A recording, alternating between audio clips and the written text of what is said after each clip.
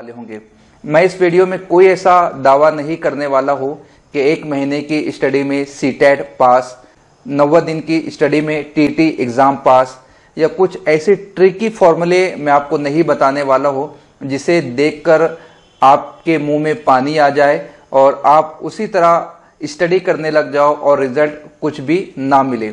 इसलिए कि YouTube पर ऐसे ही वीडियो को ज्यादा लाइक्स मिलते हैं जिस पे टैग लाइन ज्यादा बेनिफिशियल होती है या जिस पर टैग लाइन ज्यादा अट्रैक्टिव होती है। मैं पहले ही आपसे गुजारिश किए देता हूं कि इस वीडियो को वो हजरात देखे जो अपनी स्टडी को लेकर सिंसियर है और सब्र का मादा उनमें मौजूद है। इसलिए कि हम कुछ ऐसे सवालों के जवाबात बताने की कोशिश करेंगे जिसे सुनने के बाद हो सकता है किसी का जज्बा भड़क उठे, वो ऑल फॉल कमेंट्स करने लग जाए, या बहुत सारे ऐसे सिंसियर स्टूडेंट्स यकीनन होंगे जो एग्जाम्स को लेके सिंसियर होंगे और इस सूरत हाल से आगाह भी होंगे और इससे निकलने के लिए कोशिश भी करने वाले। हम बात करेंगे एक्चुअल मुद्दे पर जो स्टूडेंट्स फेस करते हैं। कई दिनों से सीटेट या अदर स्टेट में या हर स्टेट में जो टीटी एग्जाम्स होते हैं उसके हवाले से कमेंट्स आ रही है कि उर्दू मीडियम वाले किस तरह से इन एग्जाम को क्वालिफाई करें।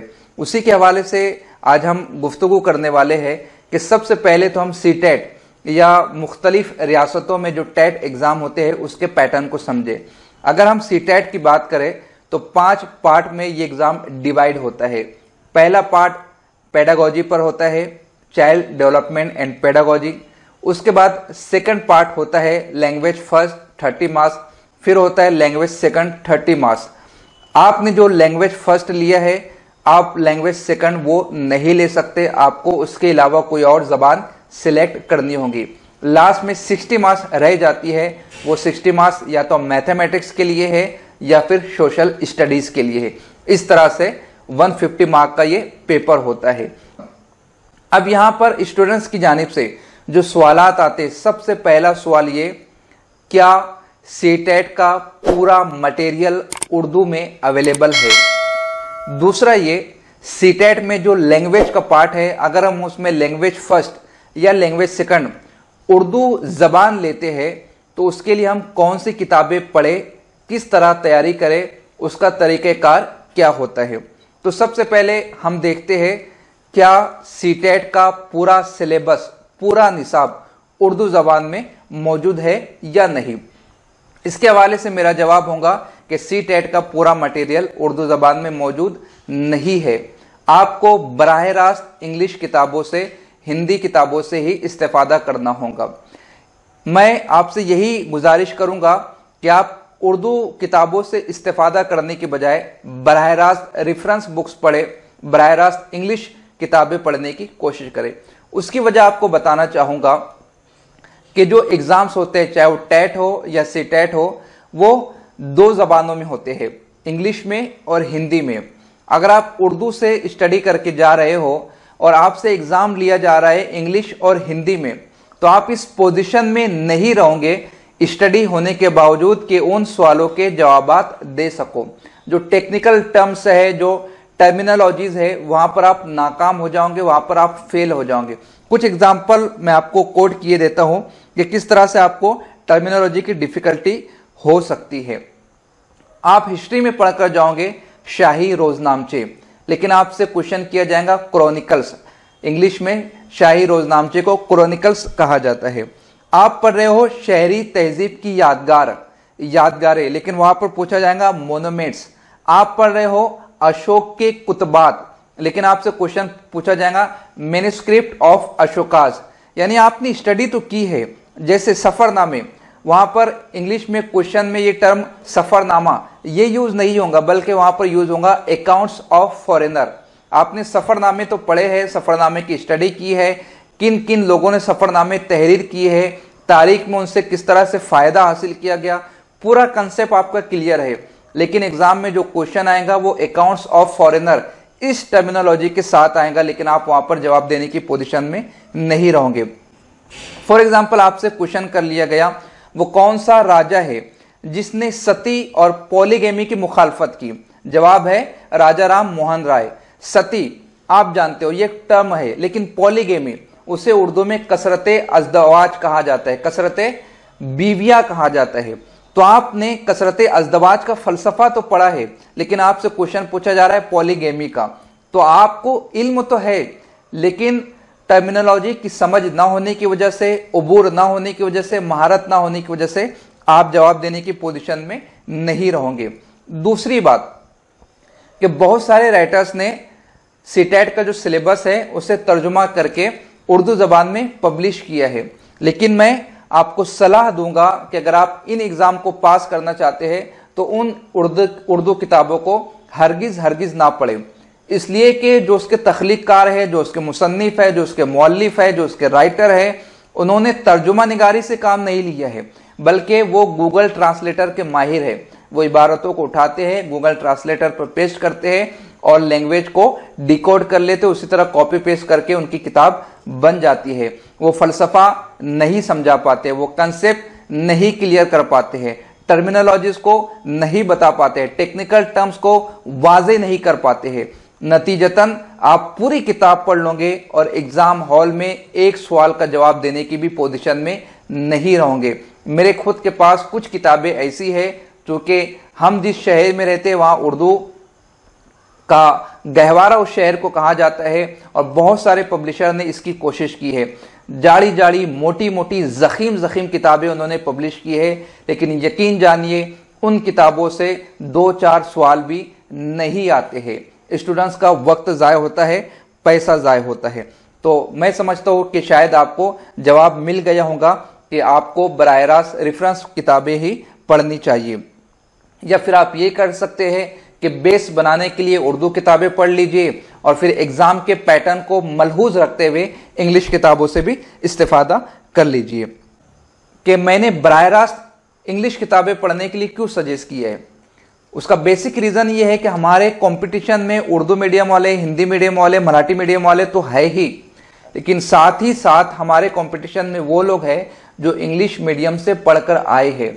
तो उन्हें कॉम्पीट करने के लिए, उन्हें उनसे फाइट करने के लिए हमारा बेस स्ट्रांग होना जरूरी है, और उसके लिए हमें दोनों जबानों पर उबूर हासिल करनी होगी, यानी दुगनी मेहनत करनी होगी। वो तो करनी है इसलिए कि हमें टफ फाइट का सामना होने वाला है। अब आ जाइए सवाल नंबर 2 पर, उर्दू जबान के लिए हम कौन कौन सी किताबें पढ़ें। मैं समझता हूं कि इसके लिए मैं एक अलग से सेकंड लेक्चर बनाऊंगा जिसमें उर्दू किताबों की निशानदेही करूंगा। इस लेक्चर में मैं उन किताबों को शेयर नहीं करना चाहता हूं, इसलिए कि मैंने तमहीद में पहले ही कहा, जिन लोगों के पास संजीदगी है, सब्र है, वो एग्जाम पास करना चाहते हैं, ऐसे ही स्टूडेंट्स इस वीडियो को देखें। उसकी वजह यह है कि आप उर्दू के हवाले से कितनी ही किताबें पढ़ लीजिए, उर्दू पेपर में ना आपसे निसाब पर बात होती है, ना आपसे ग्रामर पूछा जाता है, ना आपसे सनतों पर सवाल किए जाते हैं, ना ही निसाबी किताबों से इक्तबासात पेश किए जाते हैं। बल्कि मैं ये कहूँ तो शायद बेजाना होगा कि सीटेट वालों के पास, इस बोर्ड के पास उर्दू के माहिर टीचर्स है ही नहीं, या दूसरे लफ्जों में ये कहूँ कि वो क्वालिफाइड टीचर से पेपर सेट नहीं करवाते, या फिर आगे बढ़कर ये कहूँ कि वो क्वालिफाइड टीचर से पेपर सेट करवाना नहीं चाहते, इसलिए कि ऑल फॉल्स सवालात पूछे जाते हैं। मेरे पास एक पेपर मौजूद है, इसमें क्वेश्चन किया गया है, वो कब पैदा हुआ। सिर्फ एक सिंपल सा क्वेश्चन है, वो कब पैदा हुआ। अरे भैया, यहां पर सवाल ये पैदा हो रहा है कि कौन कब पैदा हुआ। आप किसके हवाले से सवाल पूछ रहे हो, क्या आप बताना चाहते हो, क्या आप स्टूडेंट से पूछना चाहते हो, आपका डिस्क्रिप्शन क्या है। आप लैंग्वेज का पेपर ले रहे हो और सवाल हो रहा है कौन कब पैदा हुआ, उसका नाम ही नहीं पता और ऑप्शन में सन दिए गए हैं। एक सवाल इससे पहले पूछा गया था जिस पर मैंने क्लेम किया, चैनल पर वीडियो भी अवेलेबल है, किस त्योहार में रंग खेला जाता है। जवाब है होली। उसकी आंसर की जब डिक्लेयर की गई तो उसमें आंसर बताया गया था दशहरा। दशहरे में रावण को जलाया जाता है, ना कि होली खेली जाती है, लेकिन जवाब बताया जाता है दशहरा। हमने उस पर क्लेम किया, ऑब्जेक्शन लिया, लेकिन कोई सुनवाई नहीं हुई। सबसे पहली चीज कि उर्दू का पेपर है, उर्दू का पाठ है, उर्दू पर बात होनी चाहिए, उर्दू के आगाज व इर्तिका पर, उर्दू के ग्रामर पर, उर्दू की सनतों पर, असनाफ नस्र पर, असनाफ शेरी पर, तनकीद पर, तहकीक पर, तज़किरे पर, उर्दू जबान व अदब पर। लेकिन सवाल पूछा जा रहा है किस त्यौहार में रंग खेला जाता है। जबान से सवाल का क्या ताल्लुक है, क्या कनेक्टिविटी है, लेकिन पूछ लिया जाता है। उसके बाद एक क्वेश्चन पूछा गया था, इनमें से कौन सी सलाहियत बेहतर है। ऑप्शन दिए गए थे, पढ़ने की सलाहियत, लिखने की सलाहियत, बोलने की सलाहियत। किस बेस पर हम डिफरेंशिएट करें कि कौन सी एबिलिटी बेहतर है, पढ़ने की, लिखने की, बोलने की। एक मुकर्रिर के लिए बोलने की सलाहियत ज्यादा बेहतर है, एक राइटर के लिए लिखने की सलाहियत ज्यादा बेहतर है, एक ज़ौक़ मुतालिया रखने वाले कैंडिडेट के लिए पढ़ने की सलाहियत ज्यादा बेहतर है। कोई बेस नहीं है, क्वेश्चन पूछा जा रहा है कौन सी सलाहियत बेहतर है। इस किस्म के सवालात पूछे जाते हैं। कुल मिलाकर ये कि हम स्टडी करने के बावजूद भी असनाफ अदब पर सवालात नहीं पूछे जाते हैं। ये तमाम बहस करके, ये तमाम बातें बताकर मैं आपको डराना नहीं चाहता हूं, मैं आपको मायूस नहीं करना चाहता हूं। मैं आपसे ये नहीं कहना चाहता हूं कि आप सीटेट पास नहीं हो सकते, टेट पास नहीं हो सकते। यहां पैटर्न की गलती है, यहां पर फॉर्मूले की गलती है। आप हरियाणा स्टेट का पैटर्न उठाकर देख लीजिए, मेरे पास उसकी डिटेल मौजूद है। हरियाणा का जो टीटी एग्जाम होता है वो भी 150 मार्क्स का होता है, लेकिन कितना बेहतरीन फॉर्मेट है। Child development and pedagogy 30 marks, Hindi language इसलिए कि हिंदी वहां की रियासती जबान है 15 मार्क के लिए, इंग्लिश कंपलसरी 15 मार्क के लिए, जनरल स्टडीज 10 मार्क्स के लिए, हरियाणा जीके 10 मार्क्स के लिए, mental ability and reasoning 10 marks के लिए। उसके बाद बच जाती है 60 मार्क्स, वो लैंग्वेज की है। अगर आप उर्दू लैंग्वेज की टीचर हो तो 60 क्वेश्चंस आपसे लैंग्वेज पर किए जाएंगे। अगर आप हिंदी मीडियम के टीचर हो तो 60 क्वेश्चन हिंदी लैंग्वेज के आपसे किए जाएंगे। अगर आपने मराठी चूज किया है तो 60 क्वेश्चन आपको मराठी के सॉल्व करने होंगे, और ये 60 क्वेश्चन नेट सेट लेवल के होते हैं, यानी आम नहीं होते हैं। बहुत ही डीपली क्वेश्चन पूछे जाते हैं, गहराई के साथ क्वेश्चन पूछे जाते हैं। अब हो सकता है कोई ये कहे, मुझ पर इल्जाम लगाए, कमेंट करे, ऑल फॉल बके कि साहब पेपर आसान निकल रहा है, डीप नहीं निकल रहा है, कॉर्नर क्वेश्चन नहीं निकल रहे हैं, तो आपको क्यों तकलीफ हो रही है, बच्चे पास आउट होंगे।